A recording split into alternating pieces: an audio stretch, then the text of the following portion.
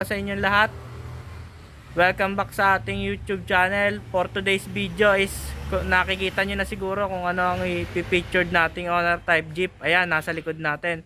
Bagong restore siya ng Team Silverchair. Ayan, samahan nyo ako alamin ang kanyang detalye at ang kanyang presyo. Tara!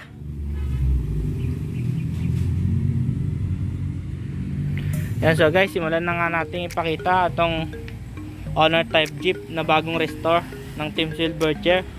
Ayan, kung mapapansin nyo, sobrang linis at sobrang kinis nitong Honor Type Jeep na ito. Simulan natin ang kanyang interior guys. Kaya kung mapapansin nyo ngayon, meron siyang stainless na dashboard, meron rin siyang taguan dito, yung pinaka compartment nya. Ayan guys, ayan, kung mapapansin nyo, ayan yung gauge nya. Ayan, nagana lahat yan guys. Ang tinanggal lang natin dyan is yung temperature nya kasi hindi accurate kapag nirekta natin dyan. So, hiniwalay natin yung gauge nya ng temperature. Ayan, kung mapapansin nyo, wala ng kamay. Nilipat natin yung sarili nyang gauge ng temperature. Ayun, yung water temp nya tsaka yung oil kasi hindi accurate dito. Then, ayan naman yung gauge nya ng gas. Ayan, kung mapapansin nyo, nakapalo siya. Almost empty na. Pero ibig sabihin yan, kaya ganyan is meron siyang pondo para in case na i-road test ng makakabili is sa malayo, kayang kaya pang makaabot. Ayan ang kanyang gauge. Then lipat naman tayo dito guys sa kanyang stereo. Ang stereo niya is advanced technology na kasi meron na siyang USB, SD card, auxiliary at saksakan ng charger. Nako-convert din siya or nako-connect siya sa Bluetooth. Ngayon, dito naman tayo sa kanyang console box. Ayan. Ayan ang handbrake niya, guys. Ayan.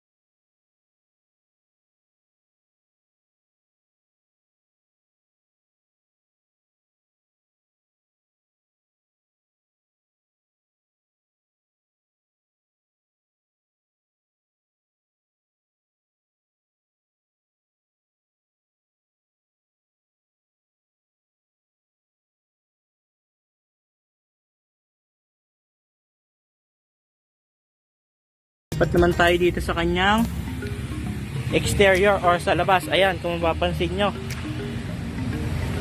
sobrang kinis. Ayan, lipat naman tayo dito sa gulong guys. Ayan, naka-mags na siya. Then, naka-bap ang kanyang mags. Ito naman ang sukat ng kanyang gulong. 185 65 14. Size 14 ang kanyang sukat ng mags guys. Ayan ang kanyang pangilalim. Pinturado na rin. Ayan naman ang kanyang play rings guys. Oh, tingnan nyo, pang box type. Ayan ang decals ng sticker. Ayan.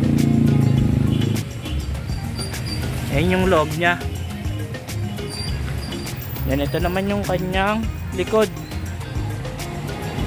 Ayan. Mamaya tetestingin natin yung mga ilaw nito. Ayan, meron rin nga pala siyang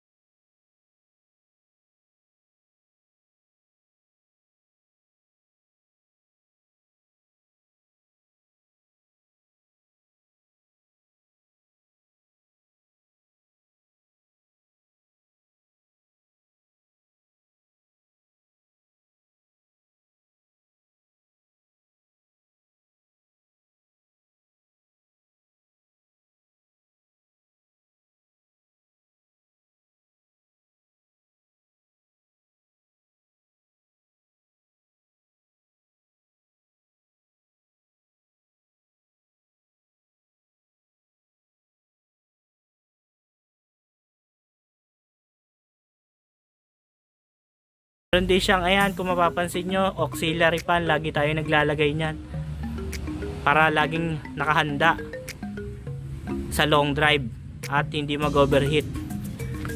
Punta naman tayo dito sa, ayan, yung molye niya guys is pang army or weapon. Ang tatak ng molye niya guys, mahaba. Kamukha lang siya ng army. Kasing payat lang ng army, pero pang weapon yung tatak. Ayan, pinturado na guys. Ayan ang kanyang signal light.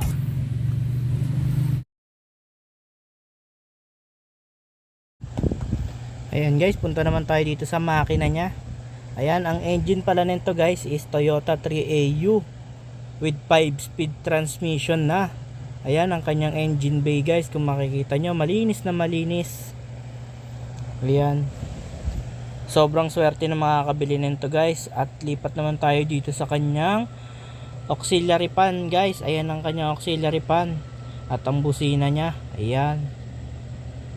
At stainless na rin ang kanyang tapis ng fender. Kung mapapansin nyo, ayan, nagre-reflect na nangingintab.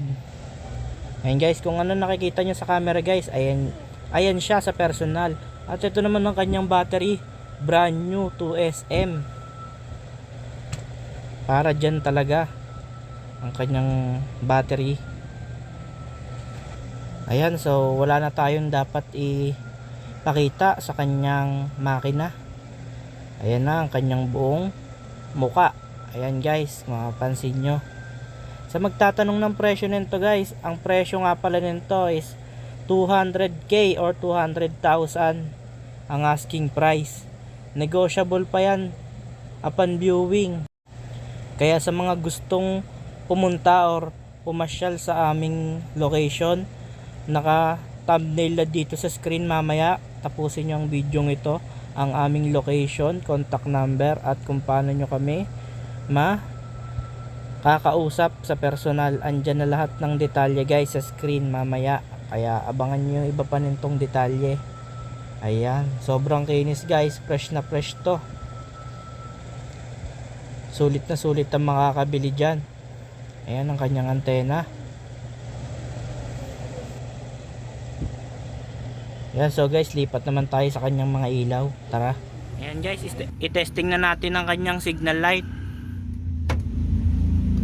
Ayan, kung makikita nyo, umiilaw. Testing naman natin sa labas.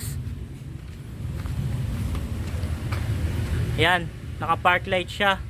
Ayan, gumagana ang kanyang left na signal light. Tignan natin sa likod. Ayan guys, yung kanyang signal light sa likod. Testing naman natin yun sa kabila nya. Ayan yung kabila nya guys, bukas yung park light. Ayan. Ayan guys, kung makikita nyo yung ilaw, gumagana yung gauge.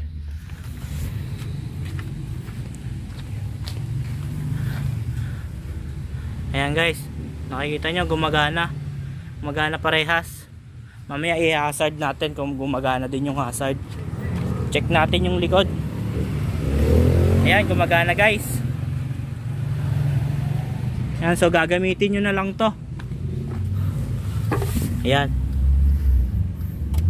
I-hazard naman natin. Ito yung switch ng hazard niya guys. Ayan o. Ayan. Ayan, makikita nyo. Nagbiblink yung signal light nya. Check natin yung mga ilaw. Ayan guys, gumagana yung dalawa. Maliwanag yan sa gabi kapag dumilim na. Medyo maliwanag kasi dito ngayon eh. Ayan, punta naman tayo sa likod.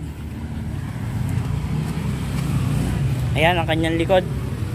Ayan, gumagana ang kanyang mga signal light or hazard. Punta naman tayo sa kanyang auxiliary fan.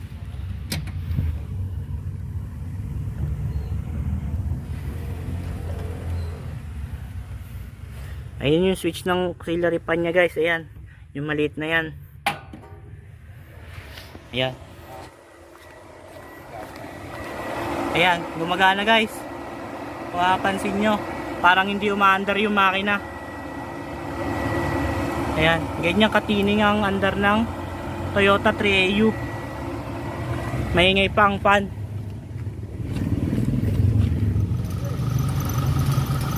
Ayan guys, ang minor nya sobrang tining.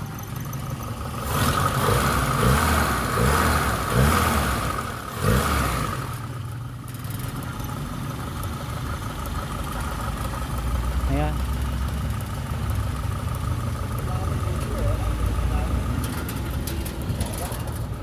Ayan, so dito na natin puputulin ang ating video guys. Ayan. Maraming salamat sa inyong lahat sa mga sumusubaybay sa ating YouTube channel. Ayan.